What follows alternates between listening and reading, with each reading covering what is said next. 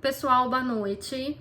Bom, resolvi facilitar um pouquinho a vida de vocês e antecipar esse videozinho de correção da peça Queda de Objetos de Obras.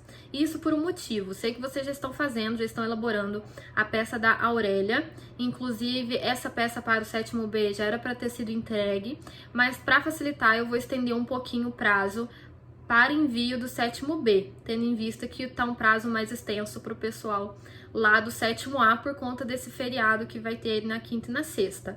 Então eu vou estender esse prazo para entrega, depois vocês deem uma olhadinha lá no Class, até que dia que eu vou deixar para vocês poderem lá anexar. Isso para o 7º B. Para o 7º A continua a entrega no mesmo dia. Provavelmente colocarei no mesmo dia do 7º A, tá bom? Bom, pessoal, por que eu vou gravar isso antes, né? Vou disponibilizar antes do da Aurélia? Porque muita gente vem me chamando perguntando sobre a questão da Aurélia, algumas dúvidas relacionadas à própria estrutura e também algumas novidades que eu trouxe com essa peça, né? Essa peça da Aurélia realmente é uma peça mais nova e uma peça bem mais difícil, porque trata um pouco de direito administrativo, coisa que vocês não estão muito adaptados. Então, para dar uma mão, eu resolvi corrigir já essa peça de queda de objeto de obra, que eu acredito que vai facilitar a vida de vocês, tá? Bom, essa peça foi uma inovação, né? Primeira vez que eu faço dessa forma, inclusive, de não colocar só uma questão escrita como se fosse uma prova da ordem de segunda fase, mas trazer também uma notícia real e introduzir aquela pessoa como se fosse um potencial cliente de vocês. Então, além de ler a questão, vocês tinham que interpretar toda a notícia, pegar todos os tipos de provas que vocês conseguiriam ali naquela notícia. Acredito que muitos tenham assistido por diversas vezes para não perder nada, como se o cliente estivesse te contando aquilo, né? Te contando que existe um problema também na Procuradoria Federal, que é um prédio vizinho, que inclusive já existe um processo de embargo de obra que foi realizado também pela Procuradoria. Só que nessa questão, em nenhum momento eu falei pra vocês que eu estava buscando embargar a obra. Eu vi que teve gente que no direito defendeu essa ideia de embargo de obra. Muito cuidado, pessoal, porque a gente não entrou nesse assunto ainda. É possível que o seu cliente quisesse pedir o embargo da obra, mas a questão ela foi muito clara. A questão ela mencionou que o cliente te procurou para fins de pagamento de condenação em ressarcimento de danos materiais por conta da queda do muro e também de danos morais por conta da perturbação de sossego e por aí vai. Então, o que o seu cliente te procurou, o porquê que ele te procurou, o que ele quer é o ressarcimento. A questão não te falou que ele quer embargar a obra. Então, muito cuidado nisso na hora de interpretar a questão, para não fazer coisa além do que é o pedido, e aí na hora da prova, que é o momento escrito, vocês perderem espaço, porque estão falando coisa além do que a questão está te cobrando, tá? Esse é o primeiro ponto. O segundo ponto é que numa ação dessas, em que tem a finalidade de embargo de obra, ela não é uma ação do procedimento comum, né? A gente está vendo as ações de conhecimento pelo procedimento comum nesse momento. Então, quando eu falo que ela não é do procedimento comum, quer dizer que ela é do procedimento especial. E ações do procedimento especial, elas não podem ser distribuídas no juizado especial. Essa é um exemplo, ação monitória, ação de consignação em pagamento. Nenhuma dessas ações vão para o juizado. Isso se justifica por um motivo, porque cada procedimento vai ter um procedimento diferente, por isso chama-se procedimento especial. O juizado ele tem um procedimento único, da Lei 9.099 de 95, vai ter que seguir aquilo lá. Conciliação, audiência de instrução, o recurso nem é apelação, é um recurso inominado. Então, ele tem um procedimento específico. E a consignação em pagamento tem um procedimento específico. A ação que tem finalidade de embargar uma obra tem um procedimento específico. A ação monitora tem um procedimento específico. Então, o juizado ele não consegue abraçar essas ações. Por isso, há essa proibição. Então, se você está defendendo embargo de obra, você não poderia estar no juizado, você teria que ter distribuído a sua ação lá na justiça comum, entenderam? Mas como a gente não chegou nesse assunto, talvez seja um assunto que vocês terão só lá no 9º período, acho que nem comigo dá tempo de chegar no 8º período, não tem com que vocês se preocuparem, tá? Então a gente aqui tá focado primeiro nessa reparação, então cuidado para não pedir coisa além e perder o seu tempo, inclusive pedindo coisas que não são cabíveis no juizado especial. Por que eu tô falando juizado especial? Porque a questão te falou que ele está buscando um ressarcimento por danos materiais no valor de 20 mil e danos morais no valor de 15 mil. Então, o valor da causa, por serem pedidos cumulativos, eles se somam. Então, nós temos um valor da causa de 35 mil reais. Estamos até 40 salários mínimos, então estamos no Juizado Especial Cível. Lembrando, pessoal, que o Juizado Especial Cível é uma faculdade, né? É uma opção para o advogado a distribuição da ação lá. Ele poderia ter distribuído aonde comporta o mais, que é na Justiça Comum. Mas a prova quer saber se você sabe o raciocínio mais ideal possível, né? Então seria no Juizado Especial Cível, era o que a prova gostaria de receber de vocês, ok? Tá bom, então temos 35 mil reais pedidos cumulativos. Muito cuidado com isso também, porque eu li na prova alguns valores da causa que não existem, na prova e no trabalho, naquelas nossas questõezinhas que se subdividiam em A, B, C e D, algumas respostas que estão equivocadas. E, inclusive, algumas pessoas estão chamando de pedido acumulativo. Não é, tá? É pedido cumulativo. Estamos cumulando o pedido do dano moral com o pedido de dano material. Então, na hora que você escreve isso em algum lugar, você tem que falar pedidos cumulativos, certo? Muito bom. Então, já sabemos que estamos no Juizado Especial, então iria ao meritíssimo ou ao douto juízo do Juizado Especial Cível da comarca de Ponta Grossa, Paraná. Eu tô fazendo um resumo, tá? Depois eu vou colocar lá no portal de vocês, ali no Classroom, um esqueletinho pra vocês terem uma ideia de como ficaria, tá? Mas então nós estamos no juizado. Por que é a comarca de Ponta Grossa? Porque nós vimos que o nosso cliente mora em Ponta Grossa. Não só o cliente, mas a própria obra está sendo em Ponta Grossa, né? A parte autora é o Anderson Santos. Eu também vi que teve gente que colocou também como parte autora a representante lá que deu entrevista da Procuradoria Federal. Ela não. Seu cliente é só o Anderson, tá? Então, o cliente é Anderson Santos e alguns dados foram concedidos a vocês na questão, como, por exemplo, a profissão. Então, essa profissão tinha que vir lá na qualificação. Então, eu não poderia colocar Anderson, por exemplo, estado civil, profissão 3 pontinhos. Não, que eu te dei, eu falei que ele era cabeleireiro. Então, teria que ir lá na qualificação, porque era um dado que você tinha no momento da propositura da ação, no caso da prova do trabalho, tá? Parte ré era a construtora LCS, lembrando que é uma pessoa jurídica. Pessoa jurídica, ela tem que estar representada por alguém, tá? Eu vi que teve gente que fez uma super pesquisa na internet e descobriu, inclusive, quem são os sócios da construtora. Tudo bem, até ficou mais real ainda, mas vocês não tinham essa obrigação, mas tinham a obrigação de colocar lá, representado pelo sócio administrador e qualificar a pessoa física. Então, qualifica-se a PJ e qualifica-se o representante legal, que é a PF, é a pessoa física, tá? Não adianta só qualificar a pessoa jurídica, eu tenho que qualificar o representante legal também. Nome da peça, ação de conhecimento pelo procedimento comum. Lembrem-se que a ação, ela se subdivide em ação de conhecimento e ação de execução. Execução a gente nem entrou nisso ainda, então nós estamos na ação de conhecimento e procedimento comum, porque ela vai seguir um procedimento só, né? Um rito só, é tudo a mesma coisa, a não ser se ela estiver no juizado especial, que aí vai seguir o rito específico da Lei 9.099, que é o nosso caso dessa questão aqui, por exemplo. Tá? Então, a ação de conhecimento pelo procedimento comum. Procedimentos especiais, vocês só terão no semestre que vem. Também poderíamos utilizar o nome cultural, né? O nome que a gente inventou. Exemplo, ação de indenização por danos materiais e morais. Estaria correto? Estaria correto. Com fulcro no artigo 319 do Código de Processo Civil. Pessoal, de acordo com o Código de Processo Civil, e lá no 319, não é pré-requisito de uma petição inicial vir o artigo no preâmbulo, que é esse 319. Mas eu sempre coloco para deixar a peça mais correta possível, tá? Esse semestre a gente só vai utilizar o 319, mas no semestre que vem, cada ação vai ter um artigo diferente. Se eu falar de consignação em pagamento, vai ser um. Se eu falar de monitório, vai ser outro. Se eu falar de divórcio, vai ser outro.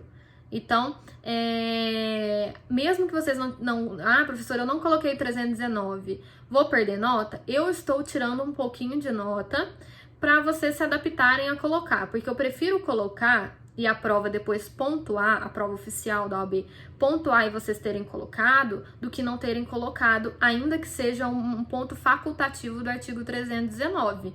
Então, eu prefiro colocar um pouco além do que faltar, do que ser omisso. E a gente aí perde um espacinho minúsculo. Então, vale a pena, tá bom? Em relação aos fatos, né? Vamos a um debate interessante aqui sobre os fatos. Pessoal, existe uma diferença de uma petição inicial de prova e de uma petição inicial da vida real. Vocês vão lembrar lá da teoria geral do processo que existe os fatos e os fundamentos jurídicos. Os fatos e o fundamento jurídico, eles compõem a causa de pedir, que é um elemento da ação. Então, a ação, ela tem que ter partes, pedido e causa de pedir. Partes, autor, réu, pedido, imediato, que vocês já estão aprendendo comigo desde o início, que os pedidos tem que ter, quais pedidos eu preciso ter, e a causa de pedir, que é composta por fatos e fundamentos. Então, os fatos a dinâmica, o que aconteceu ali na vida real, ou no caso hipotético, né? E os fundamentos jurídicos é aquilo que vocês estão adaptados como sendo o direito, né? Como sendo regras e normas do próprio ordenamento jurídico de forma abstrata. Então, você vai utilizar a fundamentação jurídica para embasar os seus fatos e o que você está pedindo ao juiz.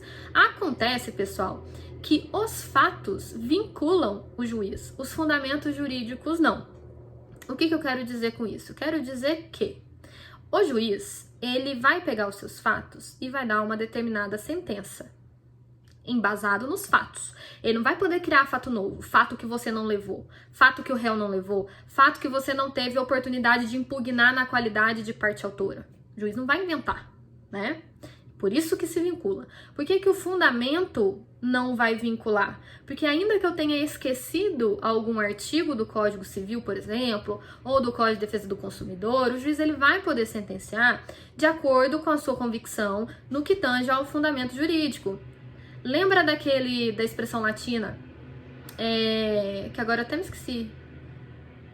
Eu vou colocar aqui depois, tá? Aliás, aqui, vou colocar aqui depois. Iuris Novit Curia, lembrei. Vou até colocar aqui para vocês. Essa expressão, pessoal, quer dizer que o juiz ele conhece o direito, ele conhece a fundamentação legal. Então, se eu esqueci de pedir alguma coisa, que inclusive seria benefício para o meu cliente, o juiz ele vai poder fundamentar a sentença dele naquela fundamentação jurídica que ele acha ideal ao caso, ainda que eu não tenha embutido na petição inicial. Mas o juiz nunca vai poder fazer isso nos fatos, ele nunca vai poder criar um fato novo. Então, se ele fizesse isso, se ele criasse um fato novo, o que aconteceria aqui? A gente teria uma sentença que é extra ou ultra petita. Uma sentença que ele deu, eu pedi A, ele deu A e B. Então, lembrem-se disso, que vocês estudaram isso em teoria geral do processo. Então, o que vincula são os fatos. Por isso, a gente vai pegar essa diferencinha agora, que faria diferença para vocês na elaboração dessa petição. Na prova da OAB, o que a OAB quer de vocês é saber se vocês sabem fazer um raciocínio técnico-jurídico daquele determinado problema. Por isso que os fatos sempre são pequenininhos, vocês não podem inventar nenhum tipo de dado, vocês não podem inventar testemunhas, inventar acontecidos, nada disso, porque é pequenininho mesmo, porque eles querem que vocês gastem tempo na fundamentação jurídica, que é o direito. Eles querem ver de vocês, se vocês entenderam, como que eu ligo A com o artigo 927. Qual foi esse seu raciocínio? Como você chegou lá? Tá? É isso que a OAB quer de vocês. Por isso que na nossa prova, na faculdade e na prova da OAB, vocês sempre vão gastar pouco tempo nos fatos e muito tempo no direito. Porque vocês vão ter que procurar tudo no código do Vademecum. Cada artigo vale uma determinada nota. Na vida real, pessoal, é igual tirar a carteira de motorista. Quando eu vou fazer a prova de motorista, a prova prática, também é o caso da OAB, a prova prática, e eu não ponho no ponto morto. E saio descendo o morro apertando o freio. Eu não posso fazer isso. Mas na nossa vida prática, quem utiliza de carro manual, muito provavelmente faz isso. Coloca no ponto morto e sai descendo o morro, apertando o pé no freio. Então, na prova é de uma forma. Na vida real, acontece de outra forma. Na OAB também é assim. Na prova, vocês vão fazer dessa forma que eu acabei de falar. Na vida real, o juiz conhece o direito. Então, vocês vão gastar o tempo de vocês nos fatos. Quanto mais provas vocês tiverem sobre aquilo, melhor é, porque mais coisa para contar vocês terão.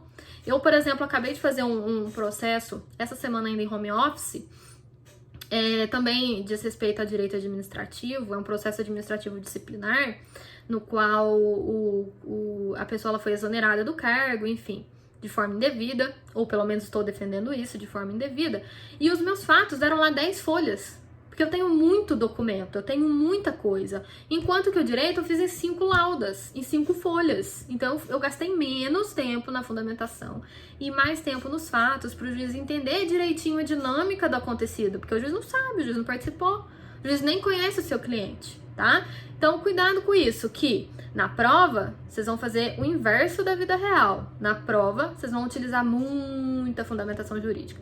Na vida real, mais fatos e menos fundamentação jurídica. Não é que é menos, você já vai estar adaptado, você já vai utilizar tudo aquilo que você sabe. Mas se porventura você esqueceu, entrou em lapso ali, esqueceu alguma coisa, o juiz ele vai verificar e vai conceder da mesma forma, tá? Por que eu estou falando isso nessa peça em específico? Porque aqui a gente tem uma notícia, como se o cliente tivesse te procurado. Então você tem muitas provas, né? Você tem muita coisa que você pode falar. Por exemplo, então os fatos de vocês ficariam fatos grandes, diferentemente se fosse uma questão escrita lá e coisa pouca. Não é o caso, né? Aqui você tem você tá entrando contra uma construtora que tá levantando um prédio de 33 andares. Os vizinhos e o seu cliente afirma que estão caindo objetos dessa obra, inclusive essa construtora é responsável, ela foi notificada pela Defesa Civil no dia 27 de agosto de 2019. Dessa construção em questão, ela tem caído inúmeros objetos, destruíram várias partes de vários imóveis. Além disso, o barulho da obra é constante, é forte, é muito alto, então está perturbando o sossego dos trabalhadores e dos moradores.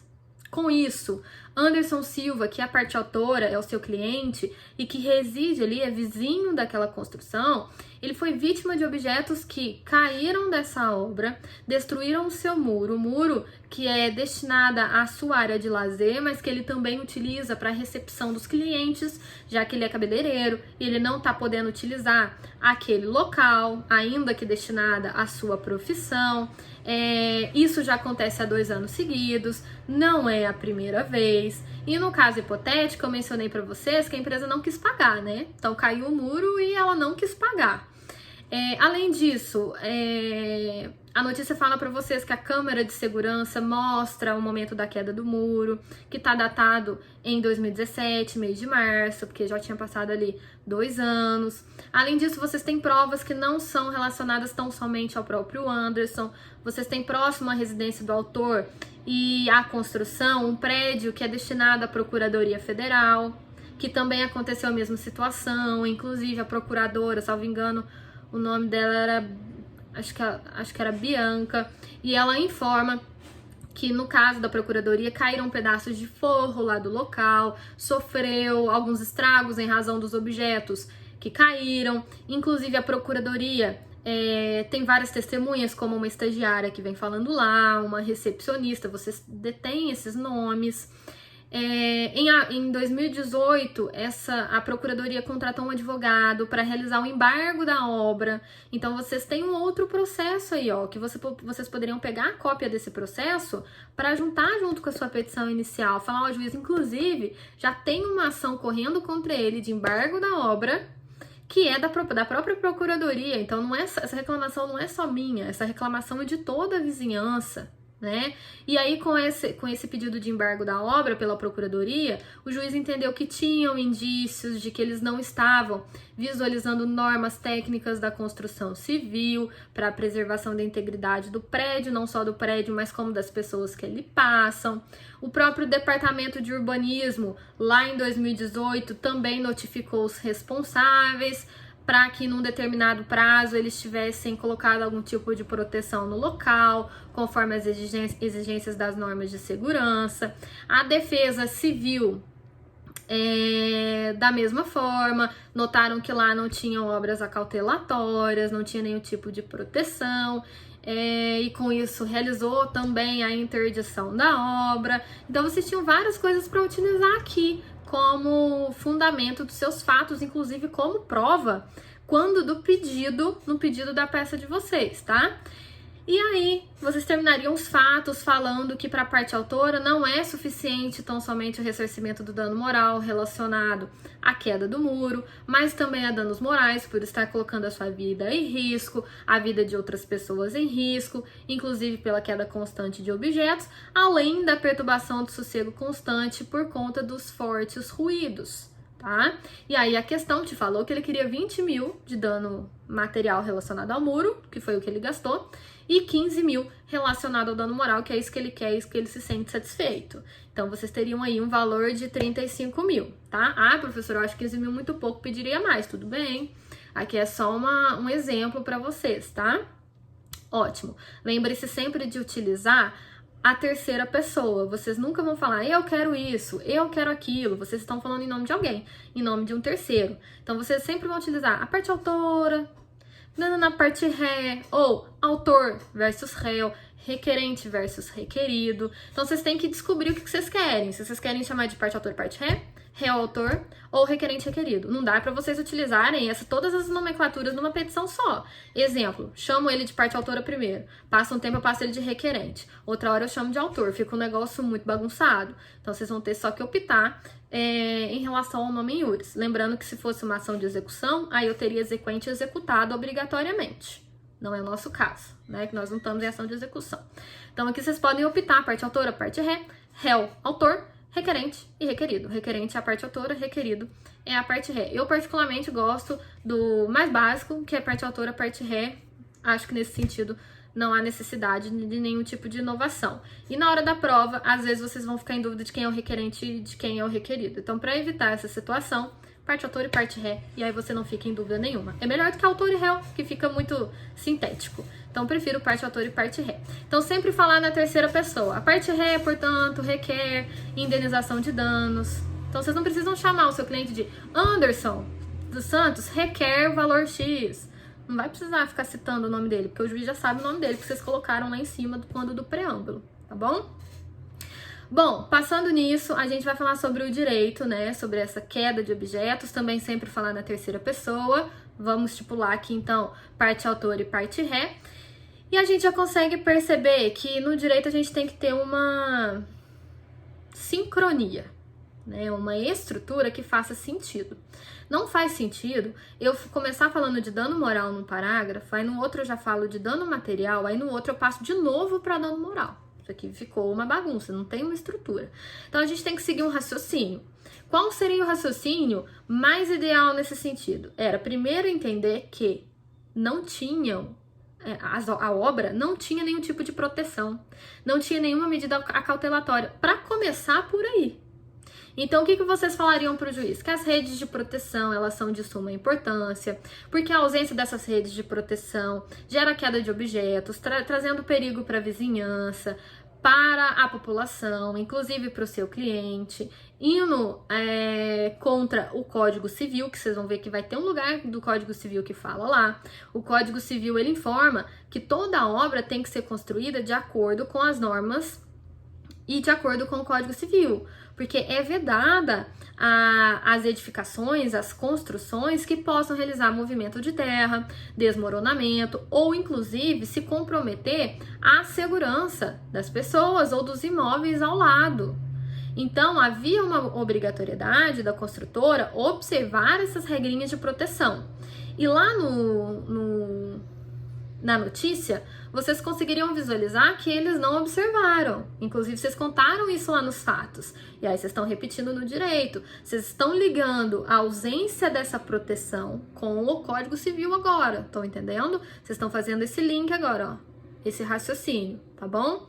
Então, nota-se que essa proteção, essas redes, essas bandejas, elas são obras acautelatórias, porque elas visam proteger os vizinhos, né? E em relação a isso, não existe, ou se existe, elas já estão totalmente danificadas, então não geram resultado nenhum.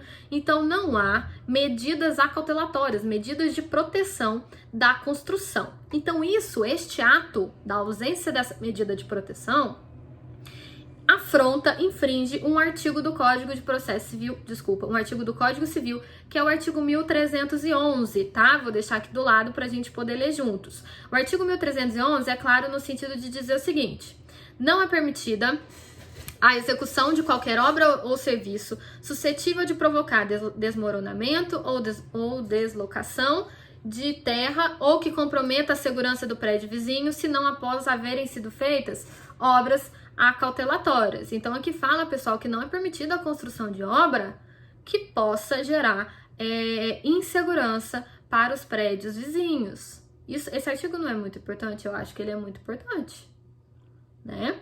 E no mesmo sentido, o próprio parágrafo único, que também tá aqui, ele fala sobre o ressarcimento de danos daquela pessoa que não cumprir com as medidas acautelatórias. Então, quer dizer, a pessoa, então, ela não colocou as redes de proteção, então ela vai ter que ressarcir. Olha o que fala o parágrafo único. O proprietário, é o nosso caso, né? A construtora é a proprietária daquele imóvel, terá que o proprietário do prédio vizinho tem direito a ressarcimento pelos prejuízos que sofrer. Quem é o proprietário do prédio vizinho? Não é o cabeleireiro? Então, o cabeleireiro ele vai fazer jus a esse ressarcimento, a essa indenização pelos prejuízos que sofreu, ou seja, a queda do muro no valor de 20 mil. Então, estamos falando aqui do dano material, não é isso?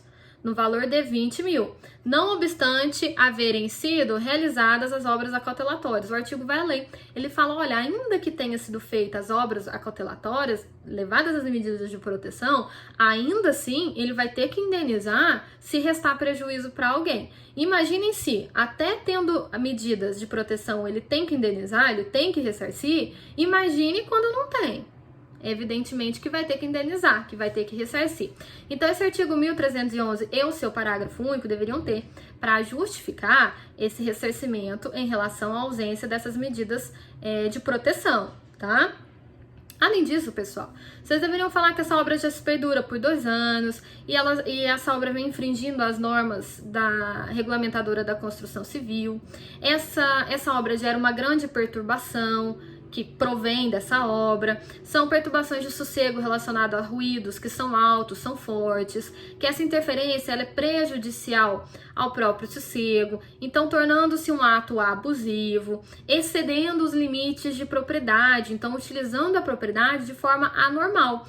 Quando eu falo, pessoal, sobre um problema relacionado à propriedade, a primeira coisa que eu tenho que pensar, eu tenho que ir no capítulo que fala sobre a propriedade, segundo, eu tenho que ir no capítulo que fala sobre, por exemplo, o direito de vizinhança, deve ter alguma coisinha lá, né? Porque faz sentido. Então aqui vocês deveriam falar sobre o uso anormal da propriedade, que eu vou colocar aqui o artigo para vocês também. O artigo 1277. O artigo 1277 fala o seguinte: o proprietário ou possuidor de um prédio tem direito de fazer cessar as interferências prejudiciais à segurança, ao sossego e à saúde dos que habitam, provocadas pela utilização de propriedade vizinha. Então, vocês poderiam utilizar isso para facilitar. Esse artigo, pessoal, seria mais ideal numa possível ação requerendo os embargos da obra, o embargo da obra.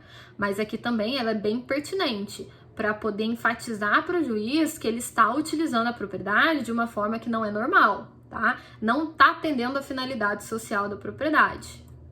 Então, a gente já falou aí sobre essa questão. Para justificar tudo isso que eu acabei de falar, desses danos materiais e por aí vai, tínhamos que citar talvez um dos artigos mais pertinentes e talvez o mais pontuado, seria o artigo 937 do Código Civil. Pessoal, quando fala em ressarcimento, indenização, vocês têm que ir no capítulo que fala do direito de indenizar, que é onde está o 927. E é onde está o nosso de hoje, de agora, que é o 937, que tá aqui, tá? Ele é de suma importância, que é lá que fala sobre o dever de indenizar no caso de construção.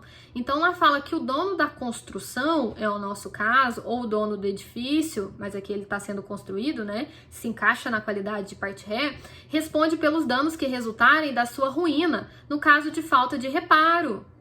E isso foi nítido no caso da queda do muro, né? Até mesmo pela ausência das medidas acautelatórias. Por isso aconteceram algumas ruínas, objetos que foram caindo desse local, fazendo com que outros imóveis fossem danificados, né? Então, 937 fala o seguinte: o dono de edifício ou construção responde pelos danos que resultarem de sua ruína, se essa provier de falta de reparos cuja necessidade fosse manifesta. Evidentemente que esse reparo tinha que ter sido feito, né?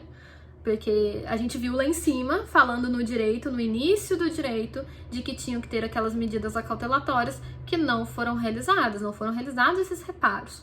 Eu vi que muita gente utilizou o artigo 938. 938 não seria cabível só o 937 que fala da construção. O 938, ele fala sobre o habitante. O proprietário ou possuidor habitante, aquele que já mora no local. Aqui ninguém mora, porque aqui a gente ainda tem uma construção. Então não seria o 938. O 938 fala: aquele que habitar prédio ou parte dele responde por danos provenientes das coisas que caírem ou forem lançadas em local indevido. Então um exemplo aqui seria, por exemplo, eu moro no apartamento 301, tá? Joga um vaso de flor, esse vaso de flor cai no carro, na moto de alguém. Eu vou ter que responder pelo vaso de flor que eu joguei? Vou, porque eu tenho a fração ideal, eu sou proprietária de uma fração ideal desse condomínio, né? Então eu vou ter que arcar com esse custo de acordo com o artigo 938, mas porque eu sou habitante, eu já sou moradora. No nosso caso em questão, nós não temos moradores, nós temos só uma construção. Então seria o 937. E além disso, pessoal, para justificar o pedido do dano moral, que já foi justificado lá em cima em face relacionado à perturbação de sossego e tudo mais, vocês utilizariam aqueles artigos que andam juntos, casados, que falam sobre ato ilícito, que é o artigo 186 e 927 do Código Civil, né? Todos são do Código Civil. Então, vocês utilizariam ainda um 186, que fala o que é ato ilícito, e o 927, que fala que o ato ilícito deve ser reparado, deve ser indenizado, para justificar aí todo tipo de indenização que vocês estão pedindo. Então a gente tinha alguns artigos legais aí para usar, né? Artigos novos. Então agora vocês sabem que se cobrar na prova alguma questão relacionada à construção, à queda de objeto, vocês já sabem como que vocês devem fundamentar juridicamente a petição de vocês. Bom, sobre a estrutura, pessoal, eu vi que teve gente que colocou ela errada, tá? O que o pessoal, alguns, tá, fizeram? Colocaram lá um parágrafo no direito, por exemplo, parte autora requer, isso que a gente estava explicando, conforme artigo 186, 2 pontos. Aí na hora de colocar o artigo, a pessoa só pulava uma linha e escrevia o artigo na folha inteira. Não é assim. Eu vou colocar um exemplo aqui, tá? Porque tem que haver um recuo do artigo que vocês estão citando. Na vida real, a mesma coisa vai acontecer se vocês utilizarem de jurisprudência lá do Jus Brasil, por exemplo, ou de um trecho de algum determinado doutrinador, de alguma notícia. Vocês vão ter que fazer esse recuo. Então fica aqui só para vocês terem uma noção. Mas lá no portal eu também coloquei como esqueleto, mas eu coloquei o esqueleto quase como sendo uma petição, mas é só esqueleto mesmo, tá? É um esqueleto muito bem fundamentado, tá praticamente pronto a petição. Mas aí vocês vão ter que organizar direitinho, tá? Sobre os pedidos, né? A gente tem aí juizado especial, que foi para onde a gente remeteu o nosso pedido de ressarcimento, então a gente já sabe que alguns pedidos nós não teremos, né?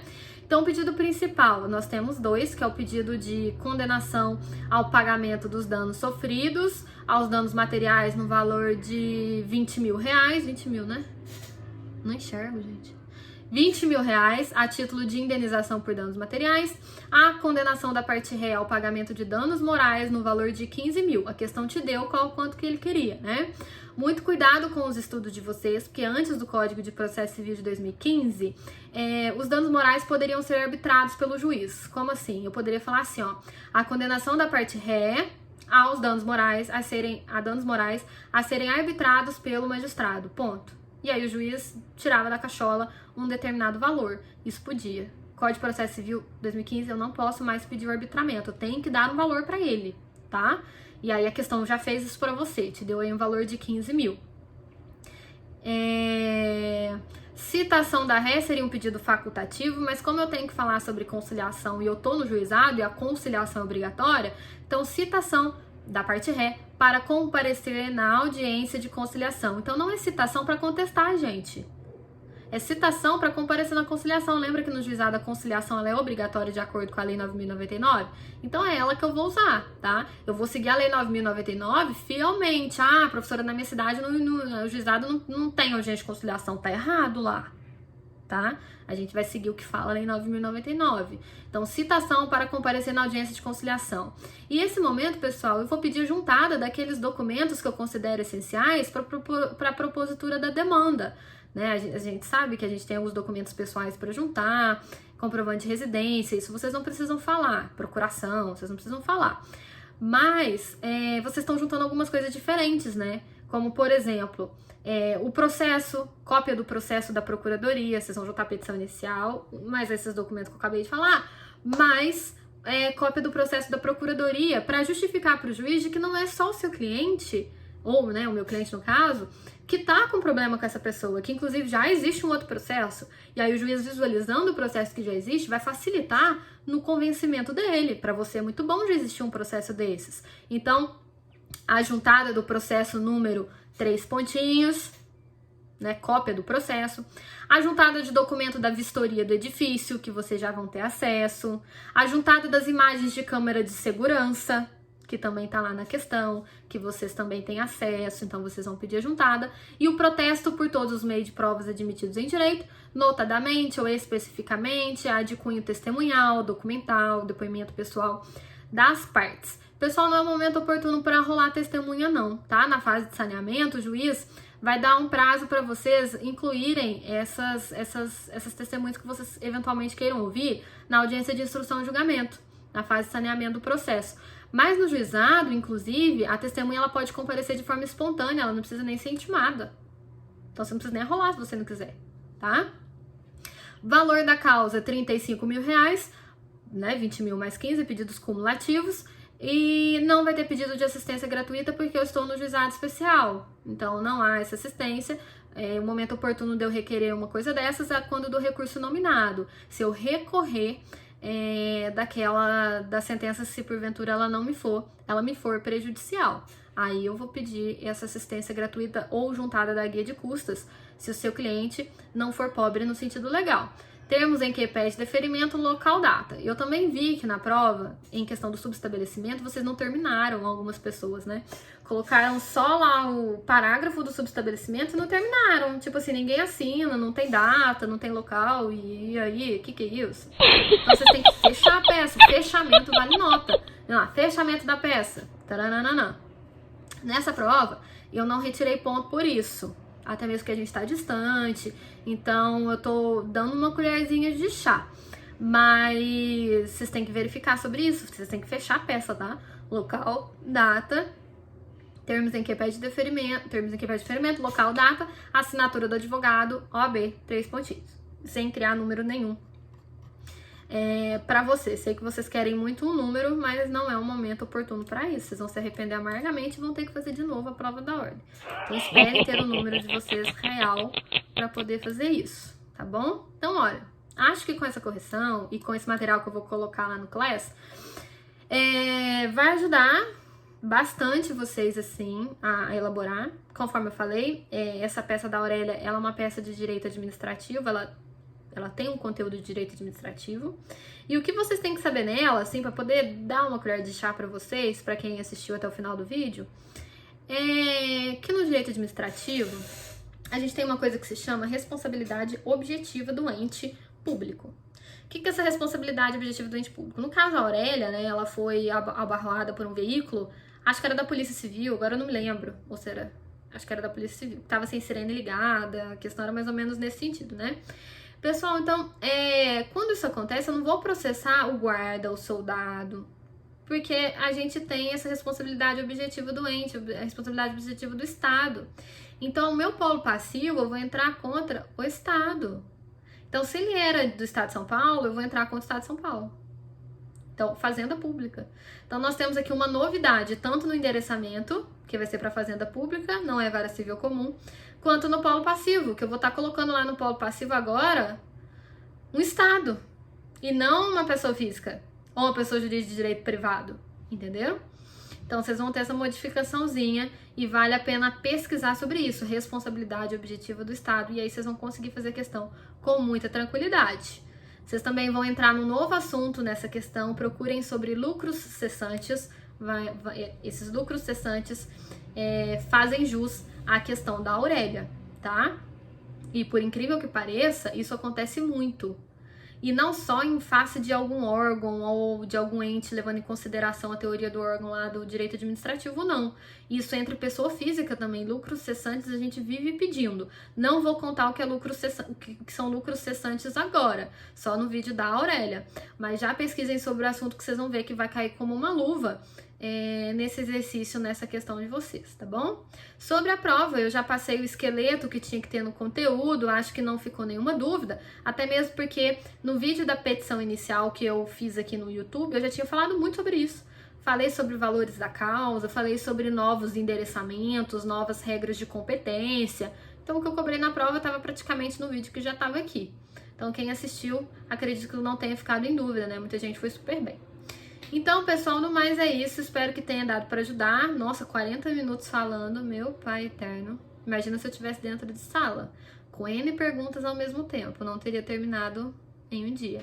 É que vocês acham, tipo assim, que a gente gravou, sei lá, que eu gravei em 30 minutos e que isso é injusto porque uma aula ela tem 50 mais 50, mas não é. É que os 30 minutos de aula, falando sozinha, ela passa muito rápido. A gente com monólogo. Na sala, a gente tem conversa, pergunta e audito. Então, esses 30 minutos, exemplo, esses 40 minutos aqui, dariam mais de 2 aulas. Porque eu estaria editando, aí o aluno tá perdendo, aí eu tenho que editar de novo. Aí vocês estão me perguntando, aí eu tenho que responder pergunta. Então, esses 40 minutos, não é que são 40 minutos de aula. Na verdade, eles correspondem a mais de 2 aulas seguidas, acreditem se quiser. E hoje eu tô assustada, porque para corrigir um exercício, eu demorei 40 minutos. Bom, pessoal, é isso. A gente se encontra na semana que vem no próximo vídeo para tratar sobre a peça da Aurélia. Não se esqueçam que sobre essa aula de hoje também colocarei lá no Classroom para vocês, tá bom? É lógico que de forma mais resumida, né? Mas vai estar lá bem bonitinho, tá bom? No mais, desejo uma feliz Páscoa para vocês, para a família de vocês, espero que todos estejam bem e podem acreditar, cara, eu estou morrendo de saudade, eu morro de saudade de sala de aula, sempre falei que é um hobby pra mim estar lá dentro, não é nenhuma profissão. Então, pra mim, tá fazendo isso aqui de videoaula e não sentir o calor humano é realmente muito ruim. Então, espero que a gente possa voltar pra faculdade presencial logo e que todos vocês voltem bem e que estejam bem. Então, se preservem nesse momento, nesse isolamento, nessa quarentena. Fiquem em casa para que a gente possa, o mais breve possível, estarmos juntos novamente, tá bom? Um grande beijo e até o próximo vídeo.